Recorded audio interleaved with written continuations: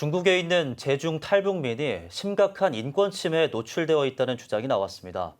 지난 10월 9일 중국 정부의 탈북민 강제 북송 사건이 대표적으로 꼽히는데요. 제중 탈북민의 인권 실태와 대처 방안을 모색하는 컨퍼런스가 열렸습니다. 이현지 기자입니다. 지난 9일 항저우 아시안게임 직후 중국 정부가 수감 중이던 탈북민을 강제 북송하면서 제중 탈북민 인권 침해 문제가 도마 위로 올라왔습니다.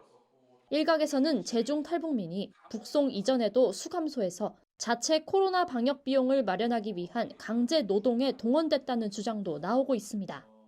탈북자의 경우 난민협약상 전통적 난민으로 인정하기는 곤란하더라도 자국에 강제 송환 시 혹독한 처벌을 당할 가능성이 있어 UN 고문방지협약 제3조 강제 송환 금지의 원칙 등 국제법상 보호 대상으로 들어갑니다.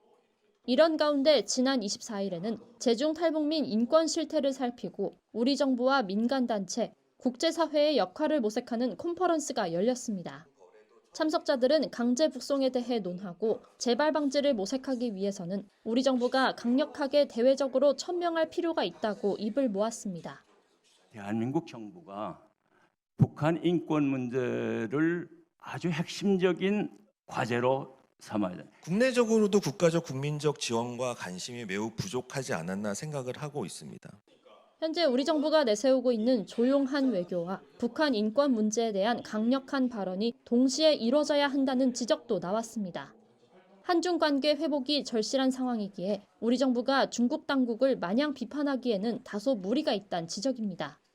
이 밖에 외교부의 탈북자 보호 매뉴얼 공개를 통한 탈북자 송환 방법 구체화, 제3국 한국 대사관과 영사관의 탈북자 보호 노력 강화, 국제사회 관심 촉구 등이 언급됐습니다. 탈북자가 대한민국 헌법이나 국제법에 따라서 우리나라 외교 공간에 보호 요청을 했을 때 즉시 임시 여권을 발행하거나 어떤 조치가 있어야 되는데 한편 국민의힘 태영호 의원과 탈북민 강제북송 비상대책위원회는 31일 국회 소통관에서 기자회견을 열고 강제북송 송환 피해자 가족을 초대해 강제북송 중단을 위한 국내외 관심과 지지를 호소했습니다.